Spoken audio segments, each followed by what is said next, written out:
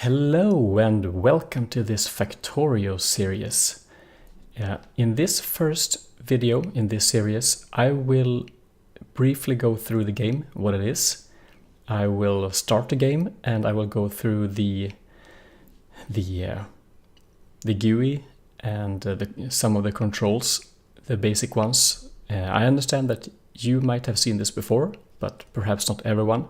So I will go through the basic stuff and then we'll jump into real building in the end of the episode, and then next episode will probably be more learning to build, but let's see how that goes. And let's take a look at the splash, the title screen first. Basically, I'm only going to talk about two things here. First, briefly, the options. Not the graphics and not the sounds, they are what they are, but the controls. There are quite a lot of controls in this game, and mostly we will use what's on this screen and on this screen. I know, well, not all, I can't remember all of the shortcuts, but I know plenty of them, and I will use shortcuts for as much as I can. That means that sometimes I might do things that's not really visible because you can only see the cursor. But I will go through that once I do them, at least once, and then we'll take a look at then we'll take them one by one, I guess. And the other thing is the play mode. There are two play modes, at least at the moment. You can do a campaign and you can do a new game. So the campaign, the base first steps are also in the demo, which you can download for free from the website. So you can at least do these 3 levels, perhaps 1 hour of fun, I guess. And there are no more scenarios there, but we're not going to do that. We're going to do a new game, and you can customize the map quite a lot. I haven't really played a lot with these settings, but I'll keep them on normal and medium for now. I tried a little to play around for this tutorial series, or this playing guide series, whatever.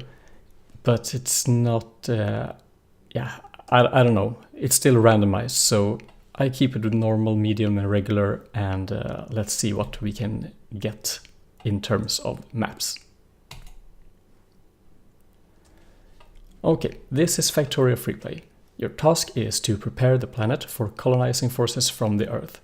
Landing ships would be an easy target for attacks from the native bases, however they can be protected by a rocket defense. You will need to research advanced technologies in order to unlock the rocket defense. Start small, work your way up with automation, and don't forget to protect from the natives. So let's see what kind of world we have. I will zoom in and out with the mouse button, and I move around with WASD. And it seems like we have some wood, and we have some copper, iron, and coal over here, and stone over here. So I guess we have everything we need to get started, actually. Let's see, just move around a little. No, I think it's okay. We'll start here. It's not much iron, but at least in the beginning, you will need more iron than you need copper. We'll stay here. It'll be perfect. Now, what can we do? As you can see, I hit some wood to collect wood. There is not much of manual mining that you will need to do. Sometimes you'll do just a few, but mostly you'll only destroy your buildings and rebuild them. So this shopping, well, wood, I guess. Yeah, to make posts and crates and so on. But it's not much. We have 15 raw wood already, and they will last for a few minutes at least. Now, let's take a look at what we have here in front of us. We have a minimap, and we can access the large map by pressing M, which we can zoom in and move around. We haven't discovered a lot yet, but we have copper over here, and we have iron and stone and coal and up here we seem to have some oil. Okay, we have a hotbar here, and I can do this manually, pressing and putting back, but most of the time I will press 1 or 2 or 3 or 4 or 5 and so on. And if they are over here, I have to hold shift and press 1, 2, 3, 4, 5. And once I have them in my hand, I can press Q to put them back, to just clear what I have in hand. So that's also something I will use all the time. One more thing is that we can lock these by pressing middle button. I will do that once we get some stuff up and running. And let's see if we can clear that. Oh, there we are. You press. Let's see here. If you have it filtered to or locked to anything, you hold Control and press middle button to release it. So all those controls are quite they're good to know, and you will need to know them actually to play this game as smoothly as possible. And next thing, we have something down here. We have armor, and we have tools, and we have guns. You can shift between different types of guns if you have ammo for them all. Right now I only have 1 pistol and 10 regular clips. That's all we have. And we can have armor and so on. But there's actually not much we can do here, at least not for a very long time. Then if I press E, then I will get the inventory and our crafting interface. I will spend a lot of time in here. But first, the first thing we should craft is something better than a better tool. So we can find these different tabs, and here on production we have iron axe. And good thing we had 8 plates and 1 stone furnace and also 1 mining drill. That's something we had when we crash landed, I guess, or brought with us at least in our very large pockets. Let's craft an iron axe, and down here to the bottom left corner we have the crafting steps. So and now we can't do much else than to craft a wooden chest. Now let's talk a little bit about the crafting before we get started for reals. When we look at this recipe for a wooden chest, we can see that it requires 4 wood, but we have only raw wood. But as you could see before, he was able to craft the wooden chest anyway. Even though I haven't crafted any wood, I can do it here, but I don't have to. Because as long as I have all the raw ingredients, you can see at the bottom, the raw ingredients in my inventory, this character can auto-craft the final recipe. However, this is only useful for basic stuff like inserters and chests and transport belts and those easy things. Then it's very convenient. But as soon as we start to move on with large-scale production like trains, then you will need so many. Then you will need special types of things like engines, and engines are not possible to craft in your inventory. You have to use auto-crafting machines to do that. And perhaps if you want to craft 100 inserters or something, then it will take a long time, and you will have the entire crafting mechanic locked to that specific job before you can do anything else. So you will do a lot of manual crafting, but in the end you will probably set up a lot of auto crafting stations, both because it's convenient and also because it's needed for some recipes. Okay, that's it about inventory, crafting. We have the hotbars and tools, and since I crafted a new axe, Now you can see that chopping wood is much faster, a lot faster.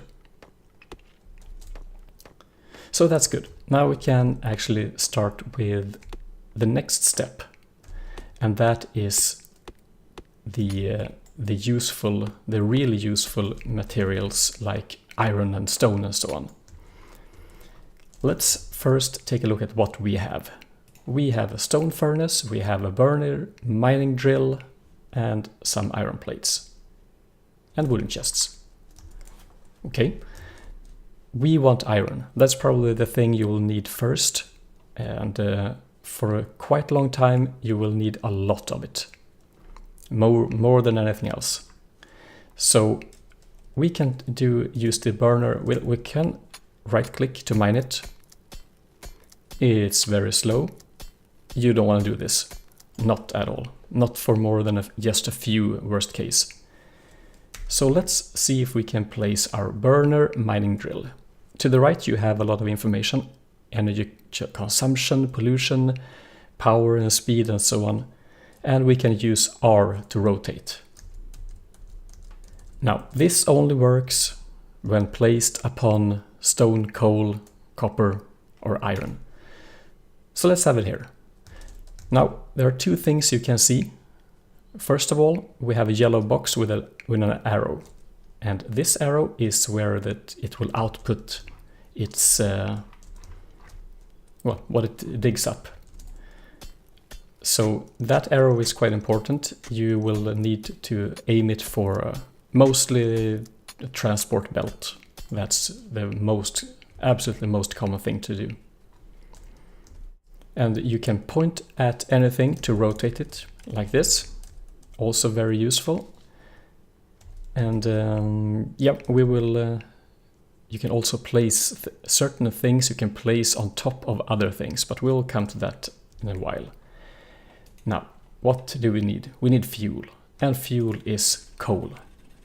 By placing coal in the burner mining drill, burner means that it's burning, it needs coal, and then it will collect iron ore for us. However, it stopped. And why is that? Well, we have one on the ground. You can see it down here. I can pick it up with F and it will continue, but it can't place stacks of items on the ground just like this. So that doesn't work. What we can do is to place a chest here. That works because now it will continuously insert things into the chest until it's out of fuel or until the chest is full. Okay, it's getting dark. I hope you can see anyway, but we need more coal and we have to do this. We can't do this manually and run back and forth and so on. So we can't do that. So let's stop with that. And holding again, same as before, by removing things, hold right click. It's actually better to place, I can place a furnace here. This stone furnace, it's the one that I brought, but I can craft a new one. We have the recipes here, and I need only 5 stones, and that's it. Now we can see that now it's constantly filling up the stone furnace, and if I fill the stone furnace with the fuel, that means coal, we can start to auto-craft or auto-smelt iron ores into iron plates. And these I can pick up, I can place them. Take them by left clicking, or I can shift left click to take it all. I can even take them from outside by holding Control, aiming and just pressing. That will also be used a lot. So I will just run past stuff and just hold Control and pick everything up. So that's one thing. Good. Now let's take our iron plates. Oh, you see, we're already out of fuel again. So we can't work like that. Do we have some stone? Yeah, down here we have stone. So let me take a few stones because I need another burner mining drill. But there we have 5 of them. As you can see here, burner mining drill will require 1 stone furnace, but 1 furnace is 1 stone, and that's exactly what I have. So we can craft the drill directly. And you can see down here it's crafting furnace and then the mining drill, and we can craft. I can pick up a few more well, since we're here. 4 and 5. Good. Now the second mining drill we will have up here. Yeah, this will be a perfect spot for it. Still, it runs on coal, so let's grab some and place a chest up here. I can toggle the output. You just get an arrow here by pressing Alt once. I can toggle. Then you also can see what direction we are outputting stuff into, in both ways, over here and here. And we can also see what's in the crate or the chest. So let's pick up these and we can place some in here. I can right click to take half of the stack. It's a well-used mechanic. And we can shift right click to get that into here. So that now we have coal and iron ore up and running. And we can do the same thing with stone and copper and so on, and we will do that. But I think we reached the point where I have gone through the basic things, the GUI, the setup. So I will cut the first episode here, and in the next episode I will come back and we will take a look at how to build things for real and how to really automate things. So I hope you enjoyed this first tutorial in this, or the first video in this tutorial series. Now we know how to start a game, what stuff means, how we interact and how we craft things and so on. So I think we covered quite a lot for one episode actually, but we have barely scratched the surface of what's beneath this, this game. So I will see you in the next one. Take care. Bye-bye.